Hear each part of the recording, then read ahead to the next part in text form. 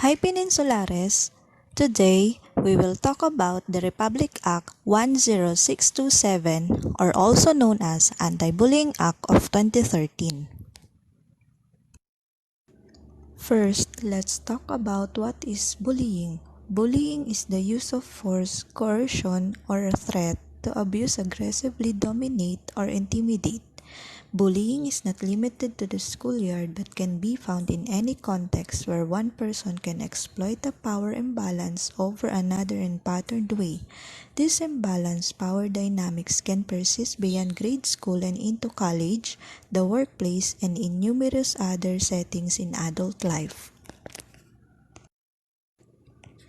According to UNICEF 2019, in the Philippines, the latest national data showed that cyber violence affects almost half of children aged 13 to 17.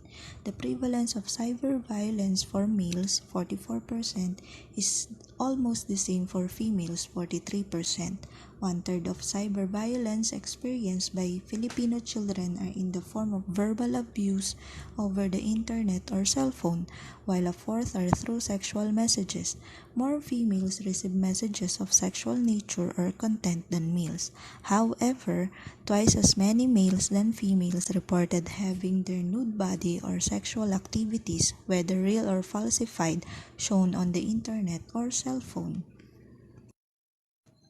Science behind bullying. Bullies exhibit destructive behavior, suffer from internal struggles such as depression. Chronic negative thinkers. Chronic negative thinkers who can find the good in others and themselves, hence the negative attitude, tends to have an absent family. Because of an absent family, many bullies view the family not as a support system but as a negative part of who they are. Victims. Lack of social skills. Live with negative thoughts about themselves and others. Come from an unloving family or community. Often left out by their peers. Bully victims. Kids or adults who were once bullied and at some point became the bully. Influenced by dominant peers or influence on the lesser peers, the victims. Bystanders. They are the largest group affected by bullying behavior. These students are considered the caring majority who are neither bullies nor victims. They are either part of the problem or part of the solution. Bystanders are watchers and encourage the bully to show off, or they get a thrill from watching even though they are not participating. They may do nothing for various reasons. Number 1, fear of retaliation and being the next victim. Number 2, disappointing response by adults in previous situations.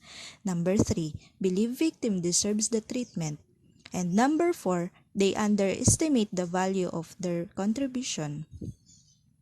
Witnessing the bullying makes some feel guilty and uncomfortable, while others learn that this abusive behavior and intimidation can be rewarding. Victims and bystanders may lack the necessary skills to stop the problem. Bystanders can be a vital part of developing a bully-free environment. Teach bystanders to: number 1, learn how to be supportive of victims.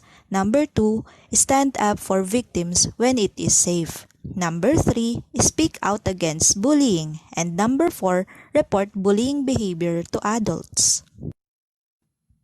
Now, let's discuss the types of bullying in college. Number 1, physical bullying. This is the type of bullying that most people think of first, but it is actually the least common form among college-age adults.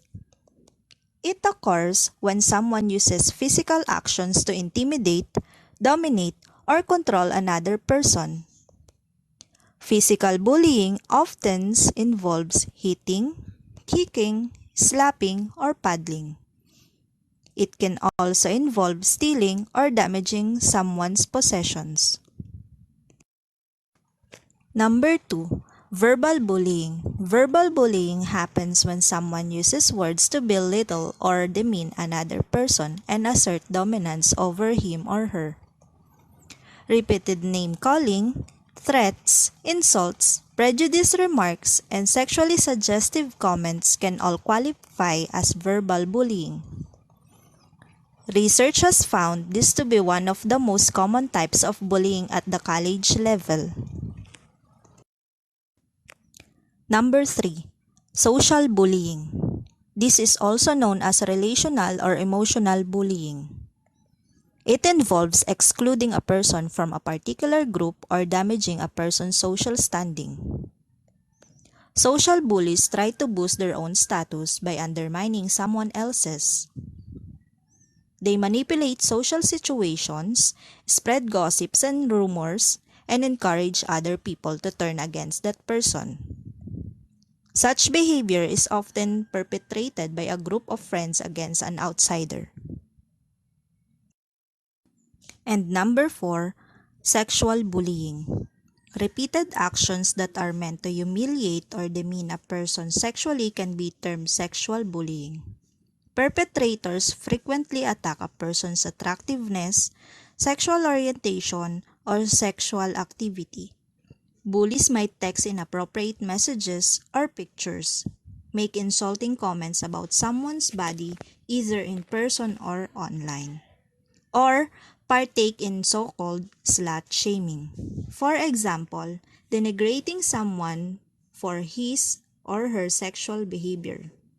Sometimes, sexual bullying can occur when a relationship ends and one partner shares private sexting examples or explicit photos of his or her ex with a group of friends as a way of getting back at the ex. In some cases, this type of bullying can be considered sexual harassment or gender-based harassment. Cyberbullying refers to bullying of minors through the use of technology or any electronic means. Cyberharassment or cyberstalking for adults refers to a similar behavior that uses technology as a medium to sow fear and strip the victim of self-worth and dignity. With the prevalence of social media platforms and online forums, commenting and posting photos is very easy. You can share your thoughts with the world. Facebook is interested to find out what's on your mind, and Twitter wants to know what's happening. All the contents you share online form part of the permanent public record of your life. People can deduce your behavior and habits and learn about your activities or the places you frequently by simply tapping or scrolling the screen. Cyberbullying in the Philippines. Implementing rules and regulations of Republic Act 10627. When the following were used to, number 1, embarrass, strip the dignity, sow fear, and incite the netizen to violence against another person, and when, number 2, the act was repeated regularly in social media, texting, email, chatting, internet, and instant messaging. There are points to remember in cyberbullying. Number 1, persistent. Digital devices offer an ability to immediately and continuously communicate 24 hours a day, so it can be difficult for children experiencing cyberbullying to find relief. Number 2, permanent. Most information communicated electronically is permanent and public, if not reported and removed. A negative online reputation, including for those who bully, can impact college admissions, employment, and other areas of life.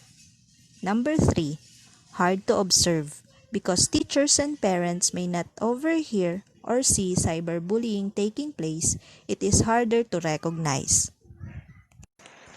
With the prevalence of social media and digital forums, comments, photos, posts, and content shared by the individuals can often be viewed by strangers as well as acquaintances. The content an individual shares online, Both their personal content as well as any negative, mean, or hurtful content creates a kind of permanent public record of their views, activities, and behavior. This public record can be thought of as an online reputation which may be accessible to schools, employers, colleges, clubs, and others who may be researching an individual now or in the future. Cyberbullying can harm the online reputations of everyone involved, not just the person being bullied, but those doing the bullying or participating in it. Cyberbullying has unique concerns in that it can be persistent, permanent, and hard to observe. What motivates a former friend or dating partner to cyberbully? Number 1. Your secrets make a juicy story. Whether it's sharing the details of a secret crush or exposing something you have done, cyberbully use these things said in confidence to gain the attention of others. Number 2, they are looking for revenge. This quest for revenge might even include making up stories or spreading rumors and gossip.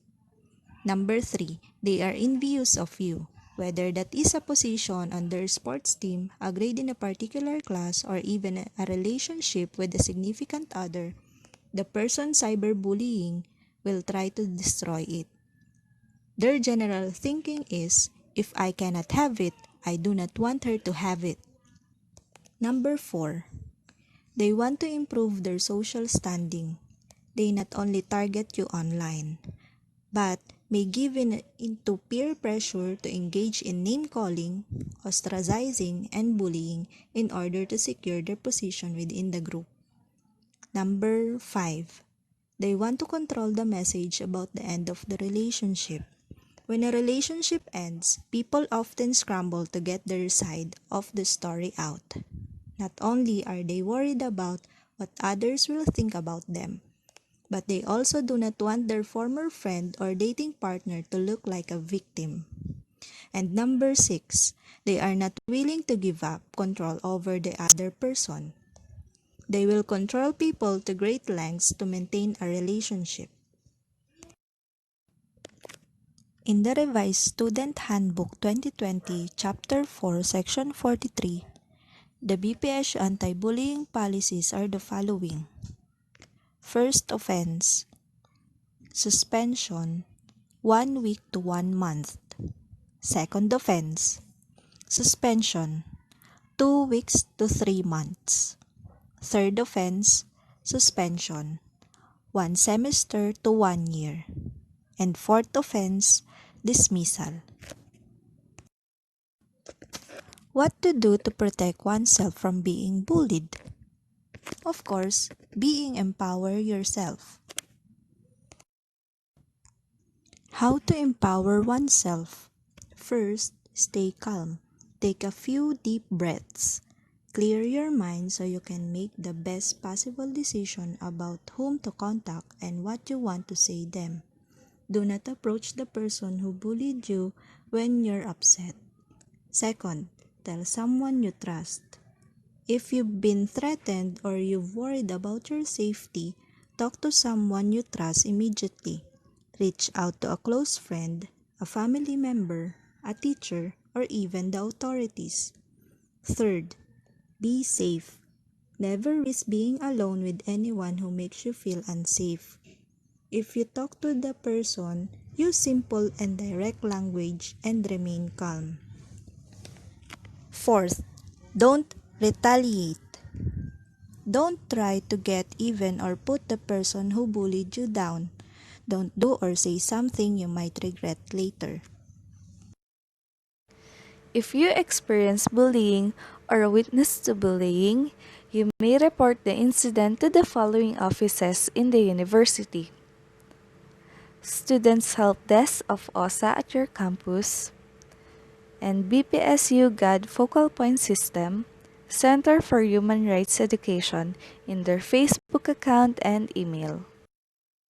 You may also message your counselor at the following email addresses and Facebook pages and accounts: Remember, strong people stand up for themselves, but the strongest people stand up for others. Stop bullying.